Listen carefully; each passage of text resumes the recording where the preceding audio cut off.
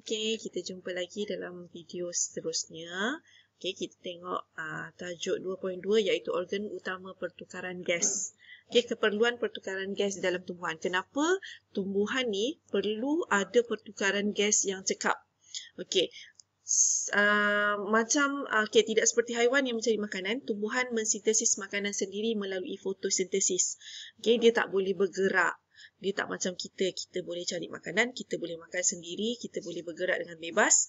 Okey, tetapi kita tak boleh membuat makanan sendiri. Tuhan tu Maha Adil.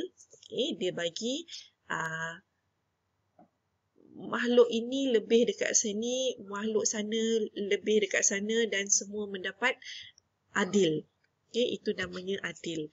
Okey, bagi menjalankan fotosintesis dengan efisien, tumbuhan perlu menukarkan gas dan menyerap cahaya. Okey, pertukaran gas oksigen dan gas karbon dioksida antara tumbuhan dan persekitaran ia berlaku melalui liang stoma. Dekat mana stoma? Stoma tu dekat bahagian epidermis bawah. Okey, dia ada satu bukaan yang dipanggil stoma. Stoma tu adalah satu liang, kiri dan kanannya adalah sel pengawal. Okey, stoma merupakan liang stoma yang terdapat di permukaan epidermis bawah daun. Setiap liang stoma diapit oleh sepasang sel pengawal yang mengawal atur pembukaan dan penutupan stoma dengan menukarkan bentuknya. Sel pengawal juga mengandungi kloroplas untuk menjalankan fotosintesis. Okey, kita tengok stoma. Ini adalah micrograph stoma pada permukaan epidermis bawah daun. Okey, nampak ini adalah stoma. Sini adalah stoma. Stoma tu adalah liang, lubang. Okey, dekat situlah karbon dioksida dan juga air melaluinya. Yang membuatkan stoma tu terbuka ataupun tertutup adalah sel pengawal di sebelah kiri kanan. Okey. Okey, kita tengok ini pokok kaktus. Pokok kaktus di habitat gurun membuka stoma hanya pada waktu malam untuk menyerap gas karbon dioksida. So, pada waktu malam yang lebih sejuk, ini dapat mengurangkan kehilangan air. Lagi satu, kalau kita tengok pokok kaktus, dia tak ada, hampir tiada daun. Kenapa? Sebab pokok kaktus ni, dia punya habitat di kawasan yang panas. Kawasan yang panas, dia akan menyebabkan air daripada tumbuhan itu akan hilang secara transpirasi. Jadi, apakah adaptasi yang dilakukan oleh pokok kaktus? Daun-daun kaktus, dia adaptasi ni penyesuaian.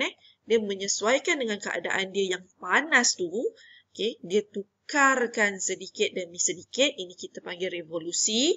Ditukarkan daun tersebut menjadi duri. Sebab itulah pokok kaktus banyak duri. Dan kita tak nampak daun dia besar-besar tak. Daun kecil pun tak banyak. Okay, so stoma dia berada di mana? Stoma dia berada di bahagian dalam. Dia tersorok dekat bahagian dalam. Kenapa? Sebab untuk mengelakkan kehilangan air pada waktu tengah hari. Dia pun buka stoma dia pada waktu malam sahaja. Okey, itulah penyesuaian. Okey, kita tengok mekanisme pembukaan penutupan stoma. Macam mana stoma ni boleh terbuka, tertutup. Okey, mekanisme pembukaan dan penutupan stoma ia bergantung kepada sel pengawal sama ada ia segah ataupun flaccid. Okey, sebab yang saya cakap tadi, yang mengawal bukaan stoma adalah sel pengawal. Okey, sel pengawal kiri kanan ni bila terbuka, tertutup, ini kenapa? Ini adalah disebabkan oleh kesegahan ataupun flaccid sel pengawal ni. Okey, keadaan sel pengawal ini dipengaruhi oleh pengambilan ion kalium, K+ oleh sel pengawal ataupun kepekatan sukrosa dalam sel pengawal. Okay. Sel pengawal ni kiri kanan ni dia ada sel, dalam dia ada subsel dia sendiri. Dia ada kandungan dia yang tersendiri. Okey, kita tengok mekanisme pembukaan dan penutupan stoma.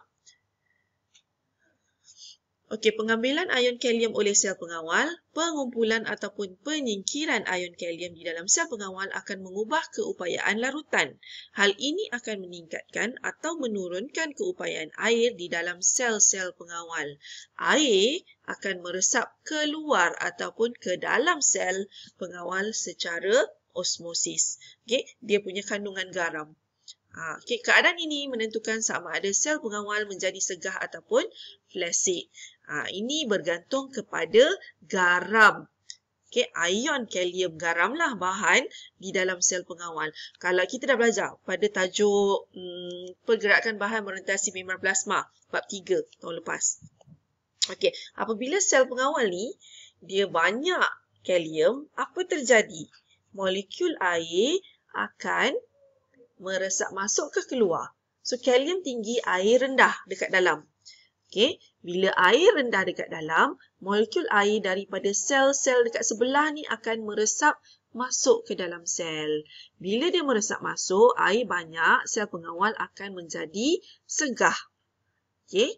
Bila dia segah, ada kiri, ada kanan. Okay. Segah, dia akan jadi gemuk. Dia akan jadi segah lah. Segah.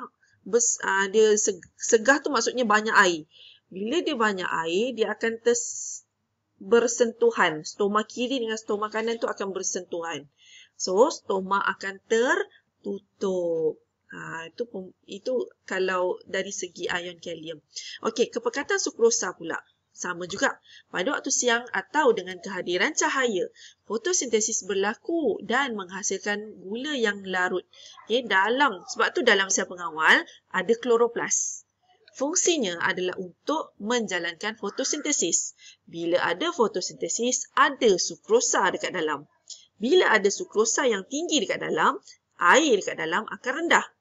Molekul air meresap masuk dari sel-sel yang berdekatan dan menjadikan sel pengawal itu segah. Bila kiri kanan segah, dia akan tertutup. Okay, pada waktu malam atau semasa ketiadaan cahaya pula, gula yang terdapat sel pengawal ditukarkan menjadi kanji. Okey. Tengok, ini adalah pembukaan stoma. Ini adalah stoma tertutup. Okey.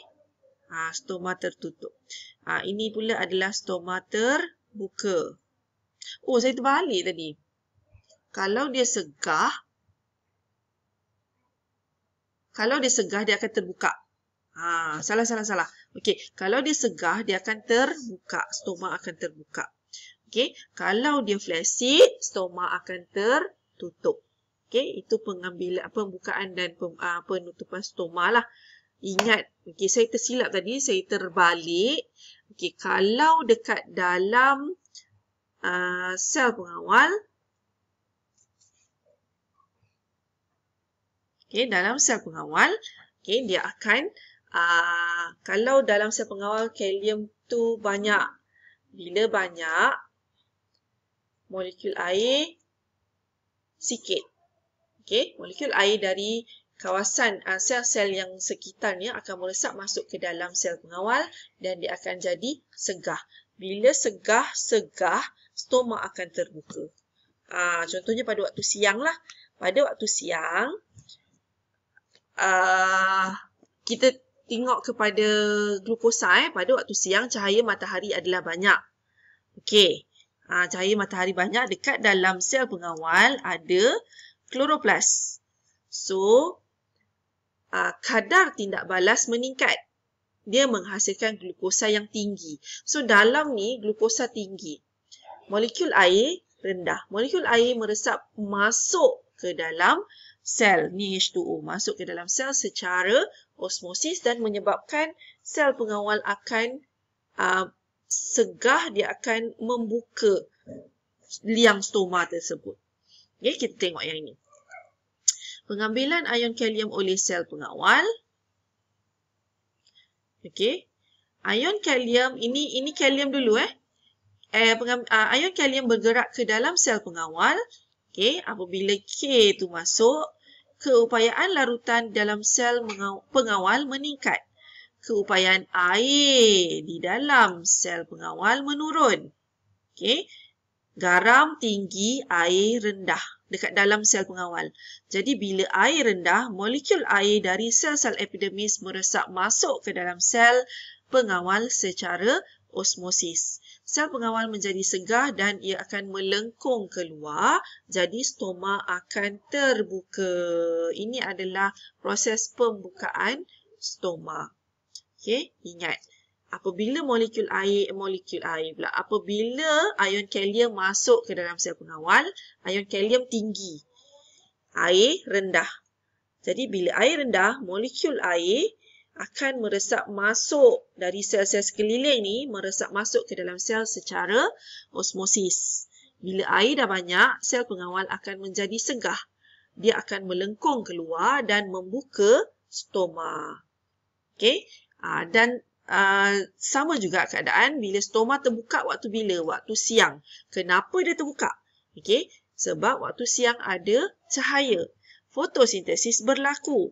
Kepekatan sukrosa dalam sel pengawal akan menjadi tinggi. Sukrosa tinggi sebab fotosintesis tinggi. Okey. So, bila sukrosa tinggi, keupayaan air dekat dalam adalah rendah. Jadi, molekul air meresap masuk ke dalam sel secara osmosis. Okey. Sama juga point. Seterusnya, sel pengawal menjadi segah dan stoma akan terbuka. Okey. Yang ini dia boleh buat soalan esei 6 markah. Kalau dua-dua, dia boleh 10 markah. Confirm. Okey, macam mana berlakunya penutupan stoma pula? Terbalikkan. Okey, apabila ion kalium bergerak keluar daripada sel pengawal, keupayaan larutan di dalam sel pengawal akan menurun, keupayaan air dalam sel pengawal meningkat, molekul sekarang ni dekat dalam banyak air. So, molekul air akan meresap keluar daripada sel pengawal secara osmosis. Keluar daripada sel pengawal, dia pergi mana? Sebelah dia adalah sel epidermis. Okey, so sel pengawal akan menjadi flaccid. Flaccid tu dia lembik. Bila dia lembik, stoma akan tertutup. Sama juga dengan kepekatan sukrosa. Pada waktu malam biasanya, tanpa kehadiran cahaya, fotosintesis tidak berlaku. Kepekatan sukrosa dalam sel pengawal menjadi rendah. Okey, sel pengawal dia rendah sukrosa. Keupayaan air di dalam meningkat sebab air banyak. Bila air banyak, keupayaan air akan meningkat. Bila air banyak, molekul air akan meresap keluar daripada sel pengawal secara osmosis. Sel pengawal menjadi flaccid, stoma akan tertutup. So, itulah apa yang menyebabkan stoma terbuka, stoma tertutup. Okey, boleh faham Ia melibatkan dua benda, iaitu yang pertama adalah ion kalium. Kalau ion kalium masuk keluar tu, dia ada perbezaan keupayaan air. Jadi molekul air, awak tengok kalau dia molekul air banyak dekat dalam, dia keluarlah. Bila air keluar, dia flaccid, tutup. Kalau molekul air dekat dalam tu sikit, air akan masuk, dia akan jadi segah, stoma akan terbuka. Okey, so terus kepada kesan kekurangan air dalam tumbuhan terhadap pembukaan dan penutupan stoma. Macam tadilah, apabila tumbuhan segar, maksudnya dia banyak banyak air. Okey, apabila tumbuhan mendapat air yang mencukupi, sel pengawal menjadi segar. Sel pengawal mempunyai dinding dalam sel yang tebal dan kurang elastik berbanding dinding luar sel. Sifat dinding luar sel yang nipis dan lebih elastik akan menyebabkan sel pengawal melengkung keluar dan stoma akan terbuka. Okey, apabila tumbuhan layu, dalam dia tak cukup air. So, apabila tumbuhan kekurangan air, sel pengawal menjadi flaccid. Sifat dinding sel luar yang nipis dan lebih elastik menyebabkan sel pengawal hilang kesegahan dan stoma akan tertutup. So, ini yang menyebabkan stoma tu terbuka, tertutup, ada dua benda. Kalium dan juga sukrosa. Okey, yang ketiga yang menyebabkan boleh terbuka tertutup adalah air. So, 3 lah benda yang membolehkan stoma tertutup dan terbuka tu. Okey. So, air daripada tumbuhan hilang dalam bentuk uap air ke persekitaran mesoskema, periostoma. Okey. So, ni simple je lah. Okey, kita habis tajuk 2.2. Macam biasa, awak boleh buat latihan praktis formatif 2.2, soalan 1, 2, 3 dan 4. Tolong salin, tolong cari jawapan dia lah. Okey, itu saja untuk hari ini. Thank you, kelas. Bye.